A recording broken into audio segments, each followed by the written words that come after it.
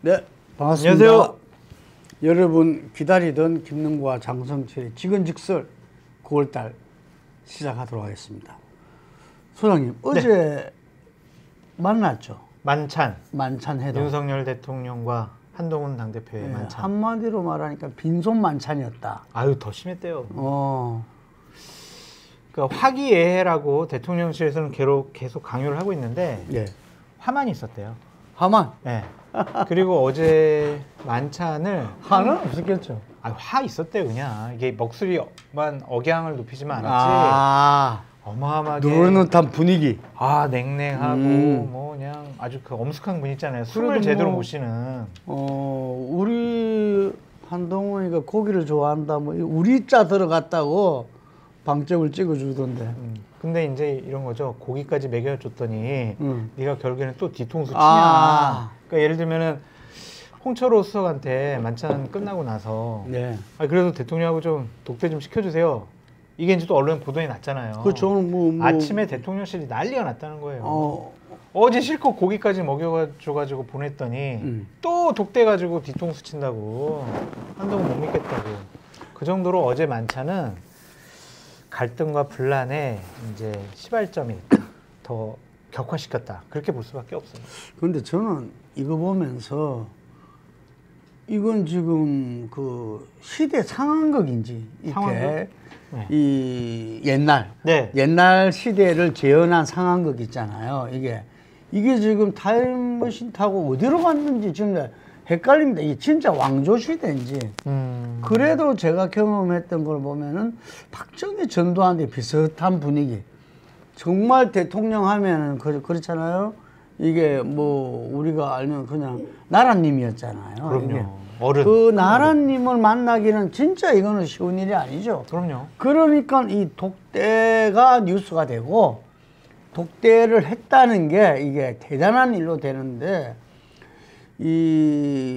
물론 우리가 그 강력한 대통령에서 집권 여당 대표는 그냥 바지 사장. 핫바지. 라 볼 수 있었지만 그래도 지금 이제 이렇게 뭐 독대 요청한 뉴스가 되고 말이죠. 그래서 이 보수 언론에서도 지금 이 나라가 지금 개판이고 국민들이 지금 이제 전부 다 이게 불안해 죽으려는 판에 이 독대 요청 가지고 뉴스가 되도록 만들다니. 그 지난번에 우리가 보면은 그때 전이지만 우리가 이제 그 직언직설 하고 나서 9월 2주차죠. 그러니까 2주차에서 갤럽에서 한국갤럽 20%가 나왔잖아요. 맞습니다. 20%가 나와가지고 저는 그때 이제 심리적 탄핵이다 이렇게 이야기했어요. 이 심리적 탄핵이다. 오늘 보니까 경향에서 또 심리적 탄핵을 받았더라고. 그 친구들이. 근데 심리적 탄핵이다 이랬는데 다행히 지난주는 조사가 없었죠. 추석 연휴 다음에 안 나왔어요. 그 지금 내일 모레 27일 날 이 조사가 몇 프로 나오느냐. 일자 찍냐, 이자 유지하냐. 그렇죠. 그래서 아마 20일 날 조사했었으면 일자 찍었을 겁니다. 그런데 이제 올 초에 체코 갔다 와가지고 이번 주 초에 그래가지고 뭐 리얼미터에서는 조금 올랐더라고요, 이게. 근데 이번에 이 만찬 해동으로 또 내려갔을 것 같아. 그렇죠. 이거는 도대체 사람들은 이 70대 이상도 그렇고 보수도 그렇고 TK도 그렇고 혼란스러운 거 이거는. 이상한 사람들 같아요. 저는 진짜. 이게 도대체 이거는 보수도 아니고 이거는 뭐 정말 별나라라는 이야기도 있고 제가 말하는 저 구름 위에 이렇게 노는 성계에서 노는 사람들 같기도 하고 도대체 어떻게 하려고 이러는지 모르겠어요, 이게. 근데 그게 30여 명이 만났다잖아, 어제. 27명. 정확하게 27명입니다. 27명. 예를 들면 지금 우리나라의 정부와 대통령실과 여당의 핵심 중 핵심만 모인 거잖아요. 그런데 거기서 한마디도 안 나왔다. 분위기가 그렇게 만들었던 것 같아요. 왜냐면은 얘기를 들어보니까 6시 반에 이제 다 착석을 했고 35분쯤에 이제 윤석열 대통령 들어오고 그다음에 뭐 그냥 악수하고 인사하고 있다가 7시 넘어서 만찬 시작이 되고 7시 50분에 끝나고 커피 한 잔 했는데 야외잖아요. 그리고 한 30명 정도가 이렇게 테이블에 앉아 있고 거기 계속 음식이 코스로 나오다 보니까 계속 5분마다 7분마다 음식이 서빙되니까 뭐 진중한 얘기를 할 수 없는 분위기라는 거예요. 그래서 그냥 딱 이렇다라고 하더라고요. 밥 먹자. 밥 먹다가 체코 원전 그거 체코 원전 밥 먹자. 쩝쩝 만찬이었대요. 거기서 제일 크게 들렸던 거는 쩝쩝 소리밖에 안 들렸어요. 우리 그 개그 콘서트 옛날에 개콘 밥 먹자. 아무랑 밥만 먹다가 니 막 혼내고 또 밥 먹자. 또 뭐 먹고 그런 만찬이었다는 거예요. 정말 한심해요. 지금 나라가 대단히 힘들잖아요. 배춧값 2만 원 때문에도 힘들고 병원 내가 가면 치료 받을 수 있을까 이거 가지고 힘든데 지금 집권 여당의 가장 중요한 사람들이 대통령을 만났는데도 아무런 얘기 못 하잖아요. 당은 민심의 전달 통로라면서요. 근데 아무 얘기도 못 하고 돌아왔어요. 이게 맞아요? 근데 그 옛날에 말입니다. 네. 박정희 전두환 때 제가 이제 그 시절에 그 수사를 받고 공소장을 받고 재판을 받아봤는데 네. 그때는 어떻게 했냐면은 수사기관 어떤 데는 그 중앙정보부, 안기부, 국정원으로 통칭되는 이분들과 그 치안본부 대공분실에서 만든 수사 기록이 그대로 공소장이 됩니다. 그리고 그 다음에 거기 그대로 판결문이 됩니다. 이 참 진짜 그 우리나라 검사 판사들이 이거 뭡니까 이게? 네. 그렇잖아요. 그래서 그때는 경찰 정보부가 더 셌던 겁니다. 이게. 그래서 나중에 그것을 자기들이 사과를 합니다. 네. 치욕이었다.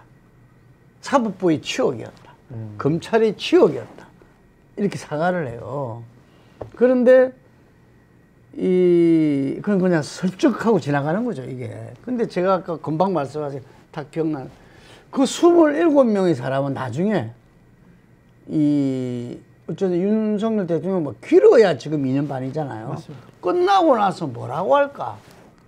예를 들면 어제 그 만찬에서 침묵으로 일관하고 아까 말한 개콘의 쩝쩝 그걸 연기를 했잖아요. 예를 들면은 그걸 나중에 뭐라고 할 것이냐 이게. 그래서 저는 이것도 정말 산역사 교육이거든요. 예. 이거는 이런 적 본 적 없으시죠? 이런 사람들. 전에 많이 봤죠. 많이 보셨어요? 예, 박정희 군사정권 시절에 아니 그거 한번 생각해봐요. 우리가 대학 강의를 하는데 사법경찰이 와가지고 선생님 강의하는데 거기서 딱 앉아가지고 인마가 발을 갖다가 꼬우면서 앉아서 떡 쳐다보면서 있어요. 선생님 강의를 하는데 그게 도저히 있을 수 있는 이야기입니까? 그런데 그게 아무도 항의하지 않았어요. 그냥 우리는 그런 시절을 이전에 60년대, 70년대, 80년대 그래 다 살았어요. 이게. 네. 그러다가 이게 6월 항쟁 이후에 바뀌었으니 지금 젊은 친구들은 모르는 겁니다. 근데 지금 그 27명은 잘 알고 있어요. 27명. 그래서 그때 건의주기 권력 그 통치 시절 그 시절을 그리워하고 그래서 제가 아까 상황극이라 했잖아요. 네. 그 27명은 그 건의주의 통치 시절을 지금 상황극을 벌리고 있다. 그러네요. 도대체 이게 뭐냐 이거죠. 이게 국민들은 죽겠다 아우성인데 자격이 없고 능력이 없는 사람들 같아요.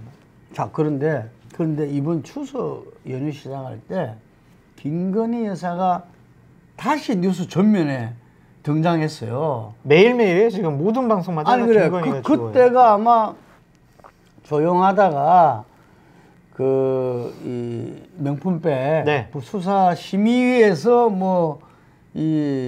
무혐의로 끝나자마자 이제 등장하기 시작해가지고 악건이 마포대교. 예. 근데 그거 뭐라고 했죠 마포대교에서?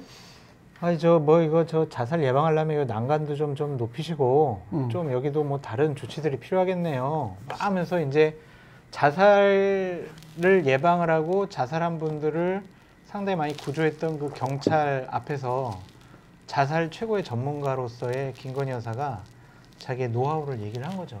그러니까 권력을 갖고 있지 않은 공적인 권력을 행사할 수 없는 분이 경찰을 앞에 두고 이래라 저래라 지시한 것이 과연 맞는 것이냐 그런 비판을 많이 받았죠. 아니 근데 그 김종인 전 그 비대위원장. 민주당 국힘 비대위원장 다 하셨던 분이 그랬더라고. 대통령이 할 이야기를 했다. 맞아요. 대통령 그래서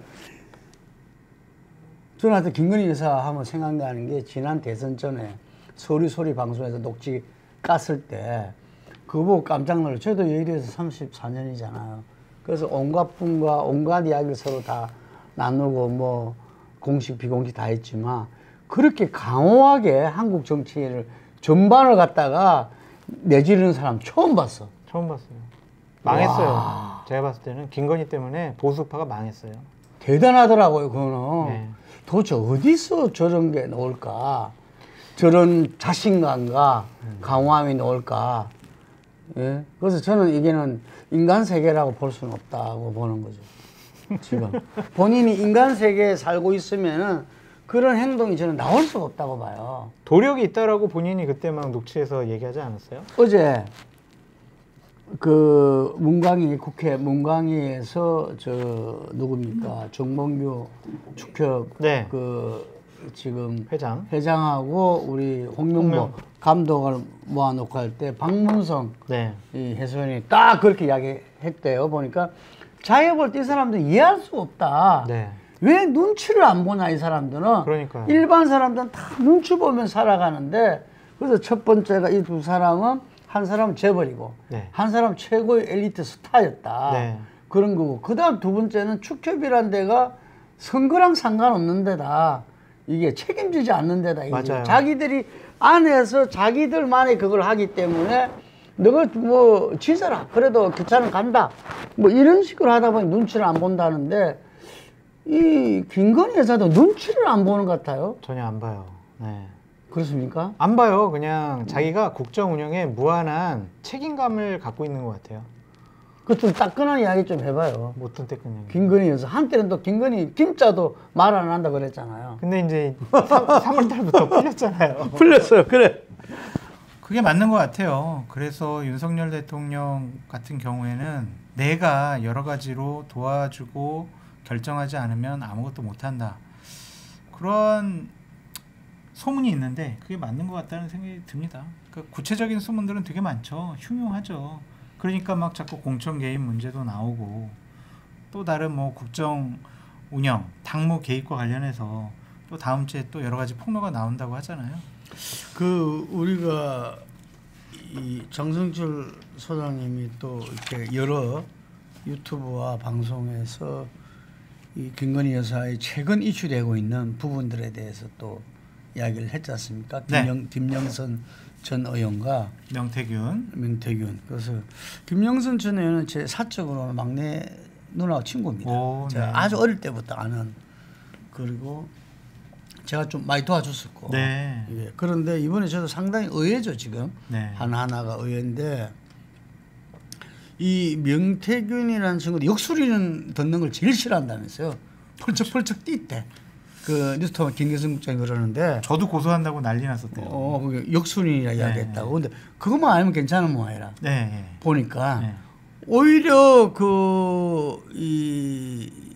윤 대통령 김건희 여사랑 자기가 뭐 직접 이렇게 통화하고. 했다 뭐 이런 부분들은 뭐 오케이. 부인을 안 해요. 그러니까 네. 오케이.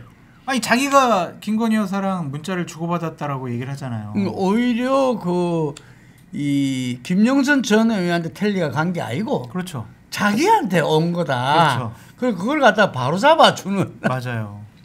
희한해요. 그러니까 자존감이 대단히 높은 분 같아요. 네. 그러니까 내가 그냥 단순히 무슨 역술 뭐 사주보고 이런 사람이 아니다. 나는 책사다, 책사. 그리고 나는 여론조사 분석가, 정치 전문가다. 그런 생각을 갖고. 그 내가 한 사람이 또 탁 떠오르더라고요. 누굽니까? 예, 우리가 쓰려라고 옛날에 이야기했죠. 전두환 때 네. 쓰려. 그 중에서 허화평. 오. 허화평은 허삼수하고 그 허문도 좀 달라요. 허화평이 전략가입니다. 그 서리호 중에서 전체적인 그 이렇게 12.12라든지 네. 그 다음에 자기들이 정권 잡는 모든 것을 기획한 네. 이 사람인데 이분이 이제 말년에 저하고 만났어요. 예, 만났었는데 그때 쫙 이야기를 하시던데 하여간 보니까 내가 그 느낌이 좀 들었어요. 명태균 씨요? 명태균 본인도 이런 전략가 좀 풍기는 게 있거든요.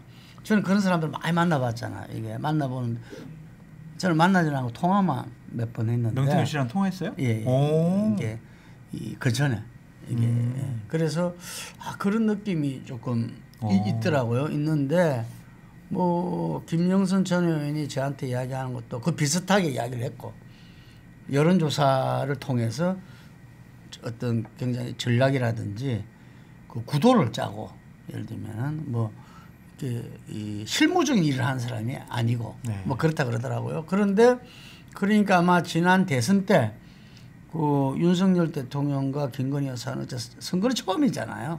처음이고 국힘을 믿지를 않았었고 그렇기 때문에 처음에는 제3지대 후보가 돼서 국힘을 장악하려고 들어가는 맞습니다. 이런 전략을 세웠다가 정격 입당이 이건 아니겠다. 그래서 뭐 정격 입당에 윤상현 의원, 김장원 최호가 뭐 자기가 끌고 왔다 뭐 이런 이야기 등등을 자기들이 했대요. 예. 그 굉장히 많아요. 하여간에 조기 입당을 한 사람은. 근데 하여간에 그런 분이기 때문에 저는 제 경험에 의하면 얼마든지 있을 수 있는 이야기다. 대선 때 경험을 주고받았고 네. 그 속에서 좀 검증이 됐고 이게 그래서 아주 근소한 차이잖아요. 0.73%. 그 차이에서 뭐 5만 사람들이 그 사람 때문에 됐다는 사람이 있겠지만 하여튼 그렇게 뭔가 도움이 되는 사람으로 인식됐었고 그래서 보궐선거 때 뭐 그런 이야기가 김영선 의원이요? 예, 통하지 않았을까 하는 생각도 있을 수 있다. 김영선 의원이 명태균 씨를 만난 게 2018년도래요. 경남 그러니까. 도지사 그때 출마하려고 했었잖아요. 그 돌아다니다가 이제 네, 그때 만났다고 하더라고요. 그러면서 같은 그때 건물 빌딩이 외롭게 돌아다녔어요 그때. 그때 같은 건물 빌딩에 김영선 의원 변호사 사무실, 그러니까 공천을 못 받고 나서 사무실을 만들고 명태균 씨도 그 같은 건물에다가 미래 한국사회연구소 그걸 만들어가지고 그때부터 정말 급격하게 친해졌다. 모든 걸 상의하는 사이가 됐다. 그러니까 그렇게 얘기하더라고요. 아마 그랬을 겁니다. 왜냐하면 김영선 전 의원을 그 보좌하던 팀들이 네. 그 전에 주로 서울과 그 전에 일산이잖아요. 그쪽에 있으니까 아마 안 내려갔을 겁니다. 네, 네. 그러니까 그때 아마 홀로 있었을 거라고. 홀로. 누군가의 뭐 정치인 도움 필요하잖아요. 그래서 아마 그렇게 됐을 건데 어제 또가 뭐 보도에 따르니까 이 국회의원 폐의를 반띵하기로 했는데 왜 그것밖에 안 들어왔느냐 이론도 거짓이 있으면 안 된다. 반띵이다. 그래서 왜 그랬을까요? 그러니까 김영선 의원 재산 신고를 보면 돈 많아요. 그러면 그냥 한 1억 정도 그냥 퉁 한꺼번에 주면 되지. 왜 세비에서 꼬박꼬박 반을 내놔라. 왜 그랬을까요? 명태균 씨의 심리는 뭡니까? 완전 장악이라 할까요? 네. 가스라이팅인가? 뭔가. 꼼짝을 못했대요. 얘기 듣기로는. 제가 생각에는 명태균 씨가 자기도 공적인 사람이다.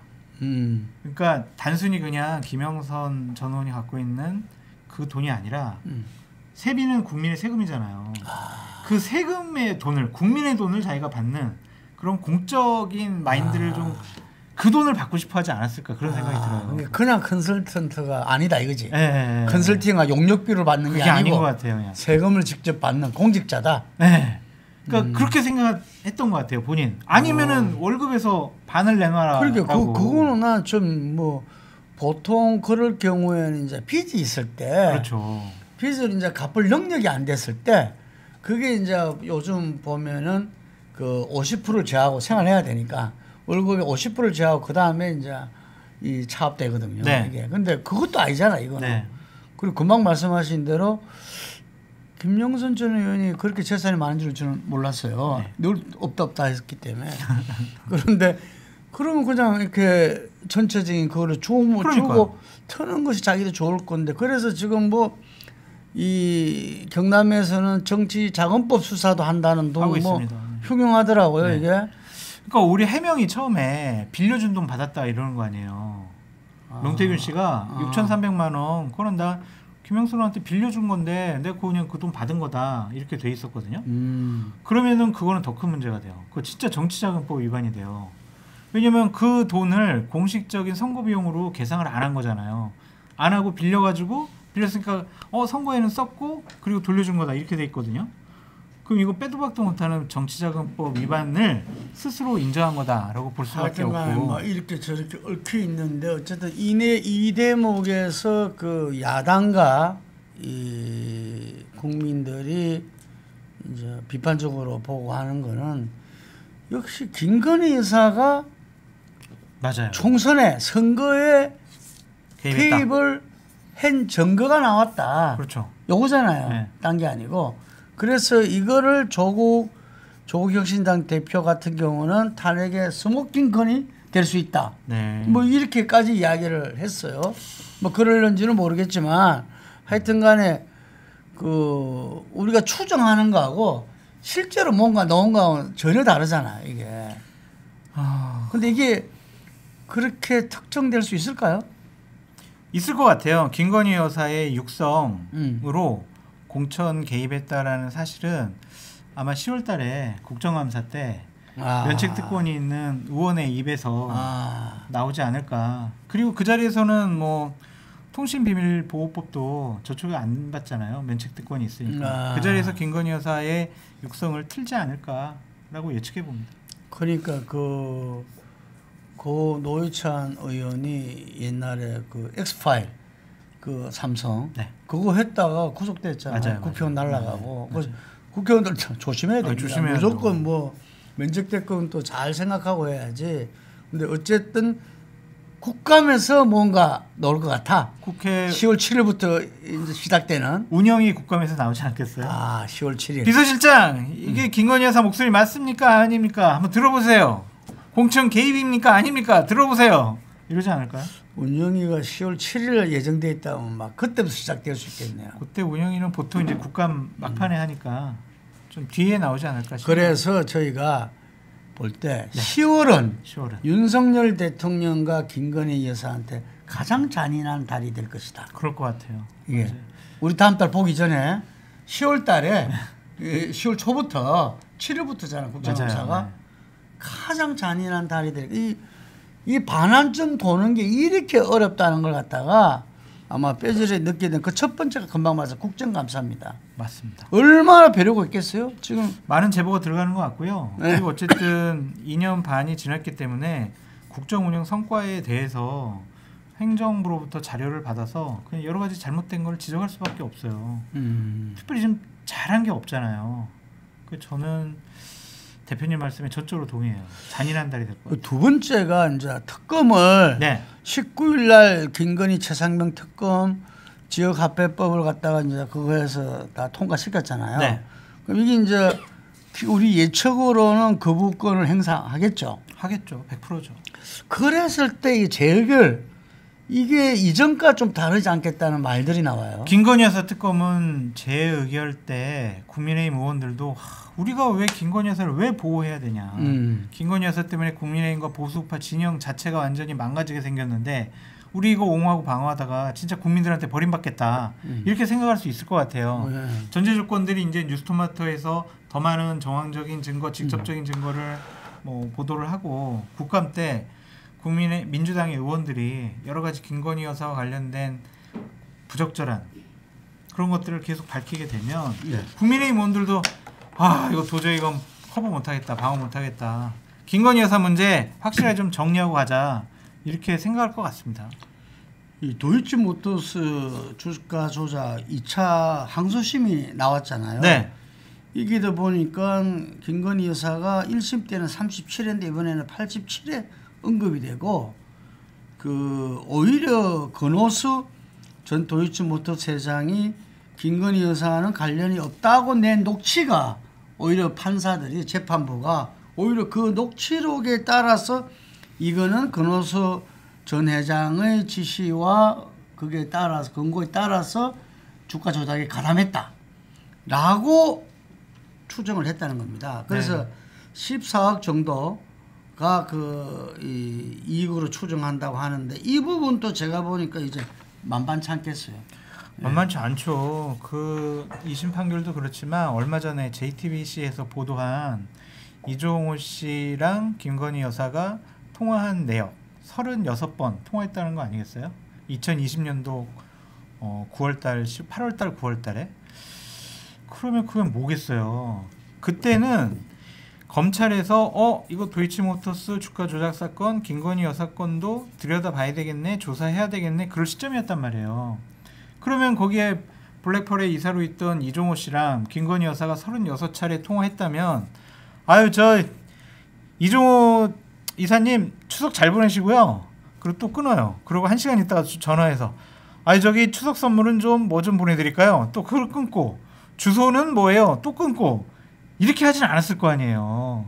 저희가 합리적으로 추측하기에는 주가 조작과 관련해서 검찰에서 수사를 하게 되면 내가 소환 조사 받게 되면 우리 말 이렇게 맞춰요 라고 했다고 볼 수밖에 없잖아요. 근데 그 전에 이종호 씨는 자기는 김건희 여사랑 최근 10년 동안 연락하거나 뭐 만난 적도 없다, 연락한 적도 없다, 전화번호도 모른다 이랬잖아요. 근데 2020년도에 연락한 것을 본인이 검찰 조서에 사인까지 했어요. 그 이종호 씨의 말을 믿을 수는 없는 거잖아요. 검찰 조사에 의하면. 그러면 김건희 여사가 주가 조작과 관련돼서는 검찰에서 제대로 조사하고 있지는 않지만 뭔가 부적절한 일이 있었다라고 볼 수밖에 없죠. 예. 그리고 이제 세 번째가 재보선입니다. 10월 달에. 네. 이 재보선이 지금 이제 그냥 이 예측을 하면은 부산 금정구청장, 네. 인천 강화군수하고 전남의 곡성군수, 영광군수 맞습니다. 4개입니다. 맞습니다. 이게 정당 공천하는 거는. 맞습니다. 그러면 그냥 부산 금정구청장이나 강화군수는 워낙 국힘이 센 지역이니까 2군데가 되고 전남은 민주당이 2개 되고 라고 생각했는데 지금 영광군수가 조국혁신당하고 뭐 지금 아주 치열한 접전이 벌어지고 있답니다. 네. 그러니까 오히려 그는 민주당이 이제 빨간불인데 그렇죠. 이게서 강화군수 선거에 있어가지고 지금 안상수 맞아요. 인천시장 2번 국회의원 강화를 뛴 국회의원 3번 한 사람이 무소속 출마를 했어요. 맞아요. 그런데 그게 이제 공천을 받은 분이 국힘에 네. 분이 민주당에서 얼마 전에 기자회견에서 이 돈봉투 의혹이다. 지난 총선 때. 그래서 이 검찰 수사 의뢰를 했어요. 그래서 그 사람한테 공천을 준 거예요. 그래서 거기에서는 자기가 이 신청해봤자 어렵다. 그리고 몇 번이나 거기에서 공천이 안 됐었어요. 안상수 전 시장이. 그래서 무소속으로 나와가지고 제가 그저께 인터뷰를 했어요. 왜냐하면은 강화가 수도권에서 유일하게 인구가 주는 데다 이거지. 맞습니다. 그럼 당신이 시장 2번, 국회의원 3번 했는데 무슨 면목으로 또 출마하느냐. 네. 무소속이든 뭐든. 그랬더만 바로 그거다 이게. 책임감을 느끼고 이 한 목숨 끝나기 전에 강화 발전을 위해서 마지막 던지고 싶다. 헌신하겠다. 그래서 했는데 하여간 이분이 강화에 한강물을 갖고 와서 농업 용수로 쓰게끔 이건 사람들이 다 알고 있더라고. 네, 이게. 네. 그래서 우리가 송도 신도시도 얼마나 욕을 많이 먹었습니까? 예, 그거 그저 부채 덩어리로 만들었다 인천을. 그 2분이서 송영길 후보랑 2 후보가 막 그래가지고 이 송영길 후보가 그건 참 유머러스해요. 부채 도시로 만들었다. 부채를 갖고 나와서 막 부채를 흔들면서 했다 그러더라고. 그런데 이 선거도 지금 이전에 국힘이 40%, 민주당이 30%대, 그리고 20%가 무슨 이런 걸로 계속 나왔던 데입니다. 강화가. 그럼 여기서 지금 요 333으로 돼버리면은 국힘 30, 민주당 30, 여기가 30까지 가면 이 3자 접전이 돼버린다는 거죠. 안상수 전 시장이 경쟁력이 있잖아요. 인지도도 높고 만만치 않겠네요. 예, 그래서 그거는 봐야 되는 겁니다. 네. 예. 아마 여론조사 기관들이 좀 좋아할 것 같아요. 그러네요. 접전이 있으니까 의뢰가 들어오겠죠. 그렇죠. 예. 그리고 암만 해도 정당 공천이 없어도 서울시 선거잖아요. 그렇죠. 서울시 교육감 선거가 전 중요하게 보는데 조전혁 의원. 지금 벌써 보면 진보 보수가 다 단일화가 안 되고 그냥 아니 보수는 단일화 됐습니다. 오늘. 그거는 조전혁 그게 반발하고 나간 사람들이 있어요. 그렇습니까? 네, 있어가지고 본래 3명이 이제 단일화를 하기로 했는데 여론조사를 하고 23일 날 오늘 이제 발표를 하기로 해서 발표가 된 건데 네.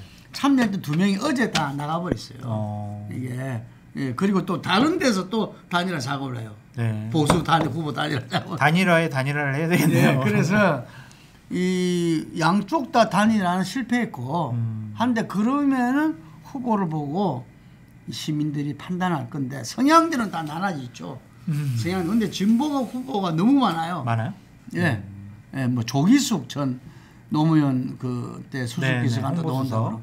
방현석 작가라고 중대 8일학번인데 박노현 또 전 교육감도 다시 나오고 포기했어요. 포기했습니까? 그거는 포기하는 게 맞죠. 진보 경선에서 1차 경선에 졌어요. 아. 지금 자기 승복하겠다 했고 하여간 여러 후보가 나옵니다. 네. 여러 후보가 나오는데 지난번 교육감 선거 때도 처음 출마하는 선거전에 들어갔다가 그리고 나서 후보 단일화 이루어졌거든요. 네. 그래서 아마 그걸 계속 단일화를 지켜봐야 되는 건데 어쨌든 거기에서 만약에 보수가 진다면은 이것도 영향을 미칠 것이다. 큰 선거니까. 그래서 10월달이 10월달 노래도 있지 않습니까? 10월의 마지막 밤을. 어쨌든 10월이 조금 이제 찬바람 불기 시작하니까 찬바람이 불면 이 잔인한 달로 되지 않겠나 이런 이야기들이 있습니다.